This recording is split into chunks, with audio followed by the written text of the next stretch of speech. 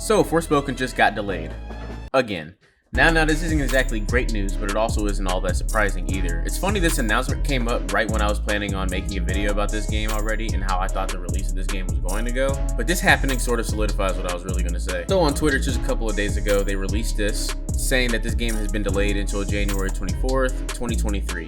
I think it's pretty obvious why they're needing to delay this game once more. They say it's for final polishing, but we've all been thinking the same thing seeing these trailers and bits of gameplay. It might also be because the initial, or well, second release date of October 11th is right in the middle of a lot of big name releases coming out around then. We've got God of War that was just announced basically at the same time this delay got announced, and it's coming out November 9th. There's a Plague Tale Requiem, that Marvel game, Gotham Knights, and a couple more that are coming out. Maybe they were thinking we don't want to compete with those titles, so let's just push it back to another time where there's less competition and to give them more time to really put on some finishing touches. Not only does it seem like they don't want to compete with these titles, it seems like they're saying they can't compete with those titles. Now, God of War, I understand. I think everybody, including myself, is heavily anticipating that game. But that comes out in November, and this game comes out in October, so it would have at least a month. And the other games around that release time don't seem like they'd really be competing game for Forspoken. Not in any way that would take away sales from the game, so I really think it's just about the actual state of the game rather than its actual competitors. Speaking of the state of the game, let's talk about it. While the graphics look beautiful, just about everything else within the game has made me concerned about its release. Colors of the world, phrase powers, everything looks amazing, and the designs of the character all look kind of cool and interesting. But for me, I think that's where the positives in this game stop. The protagonist Frey is kind of an annoying character. It's like the creators wanted to make her like another Nathan Drake, but as a younger black woman, and it's just not working. We can have charismatic leads and not always have to compare or use Nathan Drake or make them extremely corny while trying to do so. In addition to PlayStation copying itself, the cuff or the bracelet that talks to Frey and gives her powers in combat talks a lot in this game. It's not just outside of combat, that's also within combat. They talk a lot to each other. Kind of like Mimir in God of War, except when Mimir would be talking, it would actually be helpful in combat, or he would be telling a story while traversing the land or something like that. This bracelet here doesn't really seem to be like that. Now, of course, I'm not saying I want the bracelet and Frey to be exactly like Mimir and Nathan Drake. I'm really just saying the opposite. They can be similar, but don't make it so obvious to point it out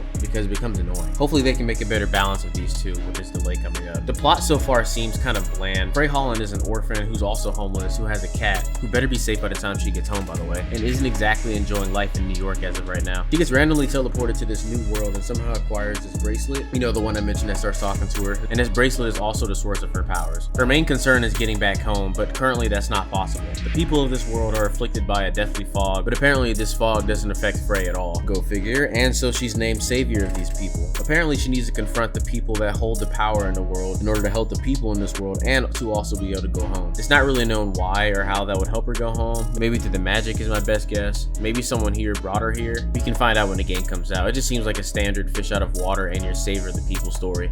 It could be a decent plot, I'm pretty sure, but you know, we've seen this before. Like I mentioned before, these cuffs give her powers and are used in combat. It looks like it could be fun and like it has potential, but it also looks like the enemies don't really ever fight back that much. And this might just be the gameplay that they showed us in their trailers and stuff like that. Maybe the enemies are fighting or lower leveled, but it doesn't look like the enemies are challenging at all. They just look like they're just walking around. So far of the combat, we've seen her doing cool things to NPCs just walking around, and they've just been standing there eating it. We've seen her fight a couple bosses, or at least I think they're considered bosses. This dragon thing looks like a boss here, I guess. But with the dragon, and I'm assuming this would be the final boss. I don't know the lady's name, but the super powerful lady with the red all over her. These two look like bosses and that they'll be fun to fight, but the rest of the game, or the rest of the enemies in the game that we see on the ground, don't really look that interesting. There also aren't very many enemies in some of these areas that we've seen, and this sort of leads me to my next point, which would be the open world part of this game. The world looks really vast and long, which is amazing, and it's got that Elden Ring effect, where everything you see in the distance in that area is traversable and explorable. It seems like a very vertical map, and it just seems so massive, but it also seems like there's practically nothing filling in these gaps. Similar to the issues people were having with the Sonic Frontiers gameplay video that just came out a couple weeks ago. It just looks so empty. It also doesn't really help that most or all of the people in this world reside in one main area because the fog has taken over everywhere else in the world. So if you can only talk to NPCs here, what's out there? Unless we can talk to whatever creatures are out there, it doesn't seem like we're going to be talking that much unless it's to our bracelet. But maybe this is why they have her and that bracelet talking so often. The traversal does look really cool though. She can climb, glide across the land, run very fast. I'm just hoping with this delay that Luminous will actually change some of the things that people have been expressing their concerns about. They've stated before that they're actually listening to the people right now, so maybe this delay will actually help with balancing some of these combat issues, the overly occasional dialogue, as well as the open world part. But I think more importantly, and what I'm sure they must be working on, is making sure the game will at least be stable when it releases. Stable frame rate, small amount of bugs, because everybody has bugs every now and then, that the game just works overall. Thank you everybody for watching this video. I am going to be staying up to date on Forspoken, and I might release a few videos leading up to that release coming up in January if there's any more updates. So just check out my channel if you want to hear anything more about that, or check out the other videos I'll be putting up in that amount of time if you so choose. If not, I'll catch you guys later.